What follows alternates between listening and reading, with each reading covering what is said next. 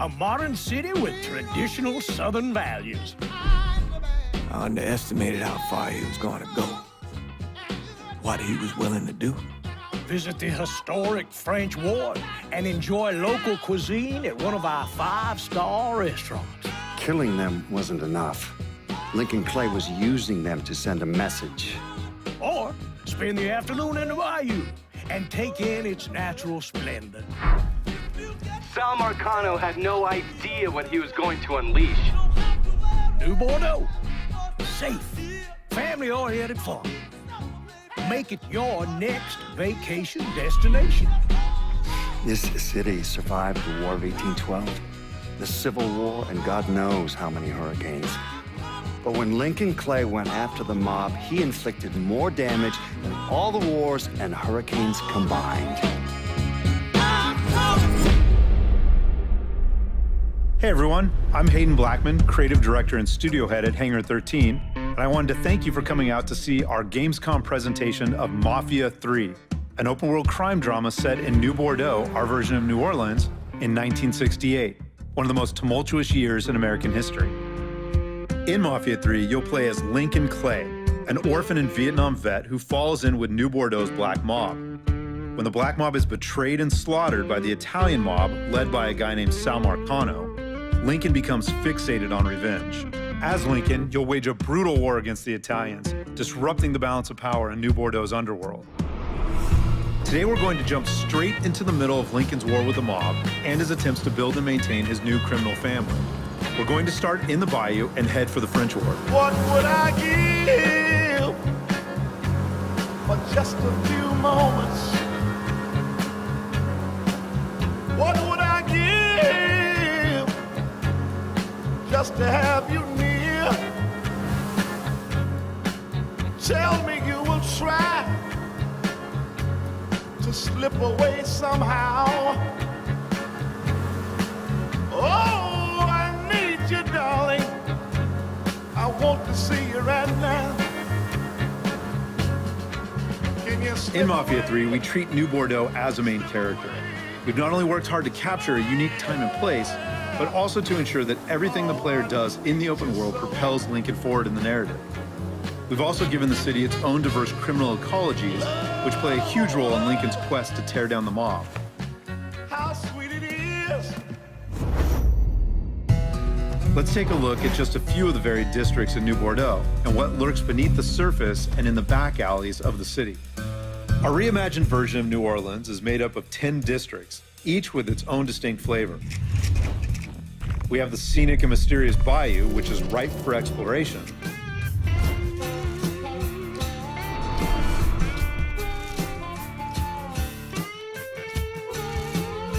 But is also where the Italian mob and their allies run guns and produce moonshine.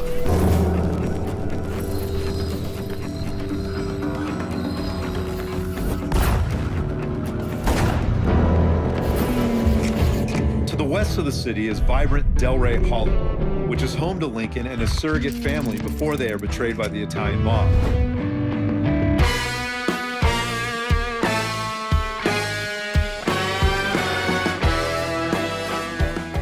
Eventually, the Hollow is taken over by the Dixie mob, who kick up to the Italians and use the neighborhood as the base of operations for heroin and sex rings. To the north of the city is majestic Frisco Fields with its manicured lawns and mansions.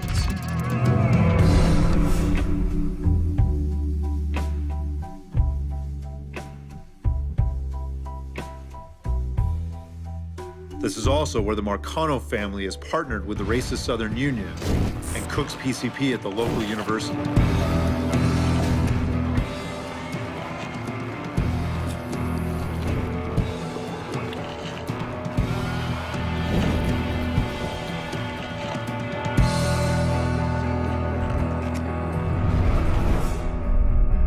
And in the center of the city is bustling downtown, where historic buildings and plazas sit side by side with gleaming skyscrapers.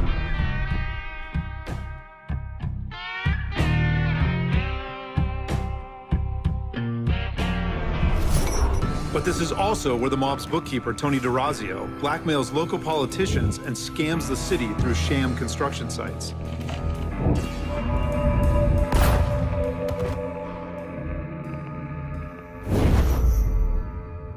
How did you manage to get to Tony DeRazio? I had bugs and wiretaps all over the damn place. When that weirdo left the Royal Hotel to deal with one of his men, I was listening.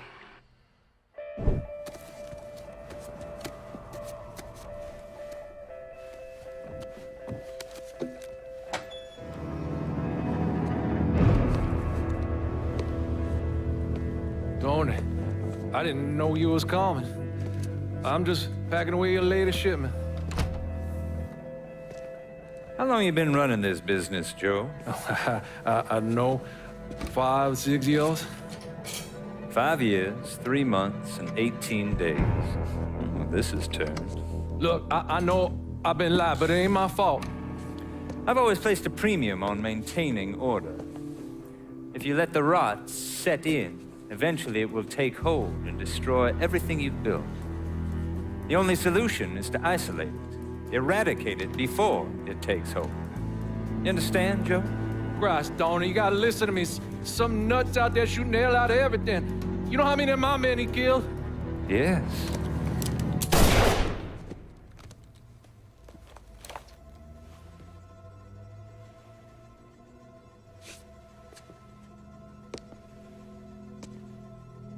Dominic, is it?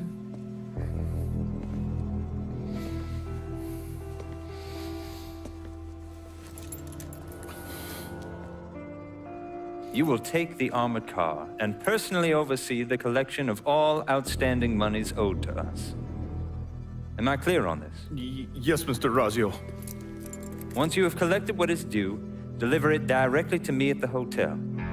The code to the elevator is 0451.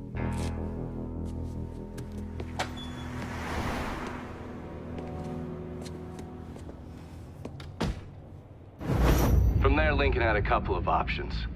He could use the elevator code and go into the lobby, which meant shooting the hell out of the place. Or he could steal Dominic's car and go in quiet to the hotel's parking garage.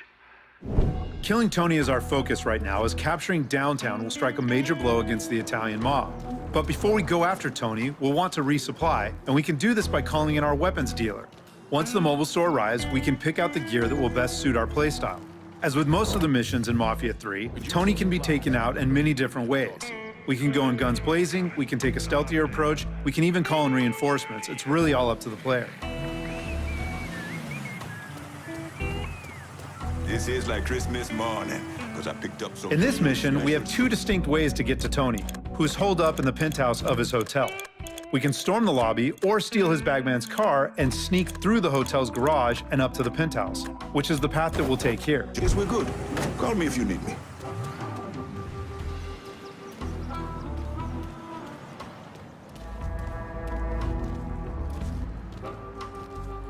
What's taking so long? I give it a month. Give it a Dominic. That's fucked up, man. I give him 6 months, at least.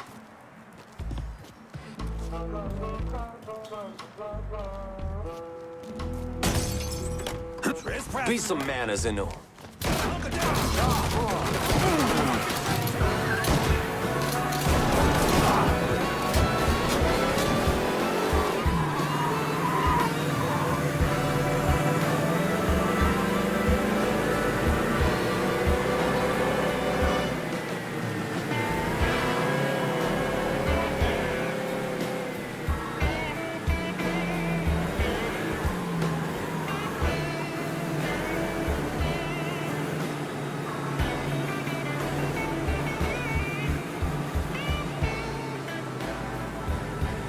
Pull on in, Dominic.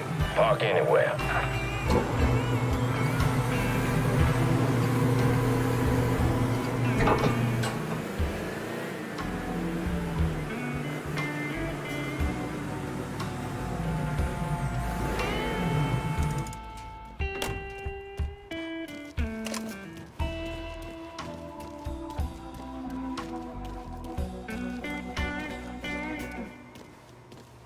I was gone for a minute. Tony Tony wouldn't mind. Mr. D'Orazio. And how long have you been here? Huh? A month? Mr. D'Orazio ain't the second chance type. Something's... And you might just live to see month 2.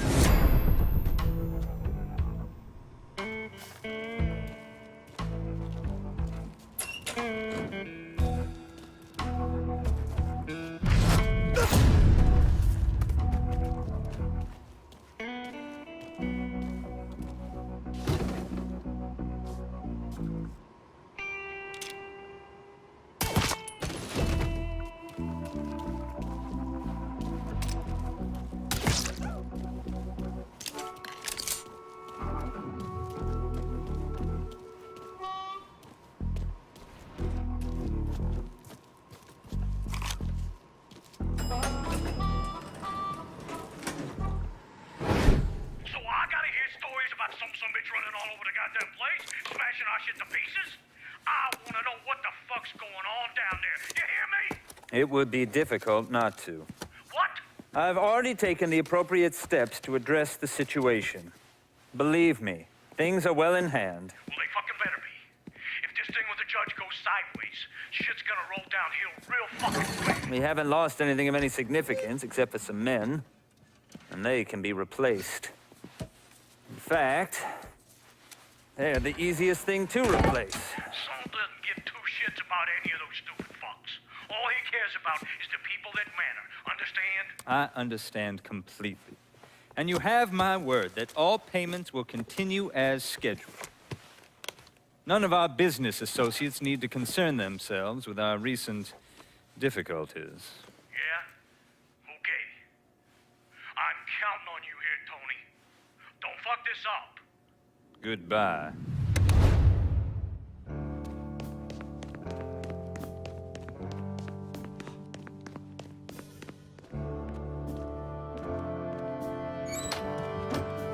You should clear on out of here. Okay, here's the thing, Congressman. When Mr. D'Orazio made his very generous contribution... Oh, shit. Right now? Okay. Okay.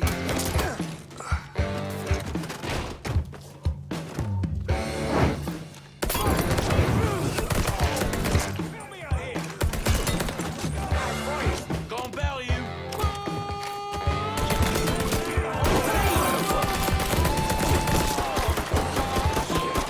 Taking out the whole team.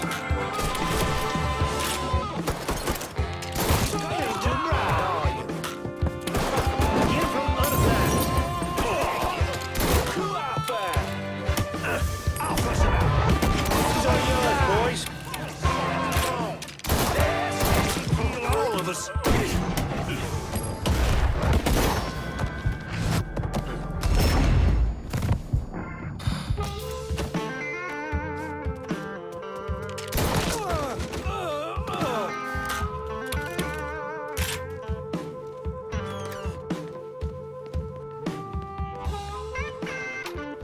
Ain't no way you're getting past here, boy.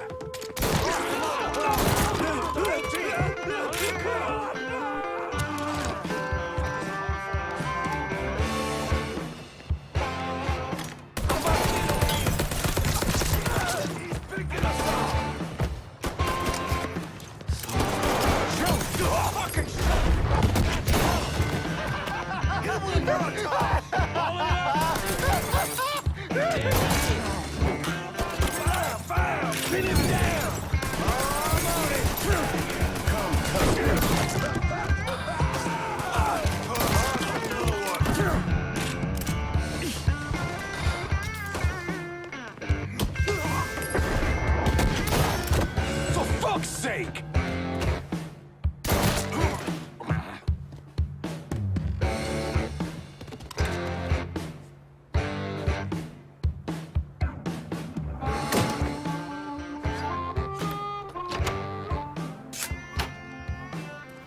You certainly are audacious, aren't you? Filthy fucking... Whoever you are, you made quite the mess of my operations. Do you have any idea what you cost me?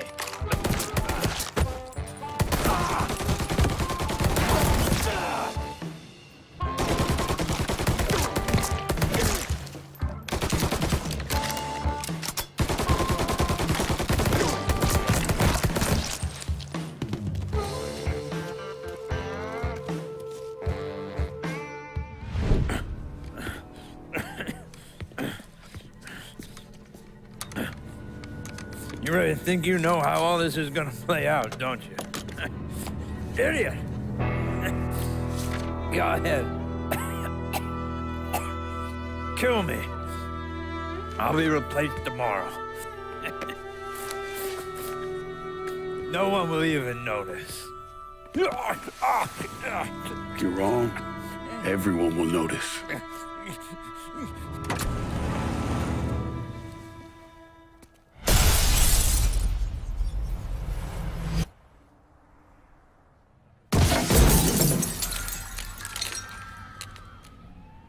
War on the streets of our fair city as a gunman stormed the Royal Hotel, killing an untold number of men. There was a loud crash, like a bomb going off. I looked up and there was a man falling from the top of the building. Then all these men showed up and every one of them had a gun. They ran into the Royal and that's when the shooting started. I still don't know how the hell Lincoln got out of that hotel.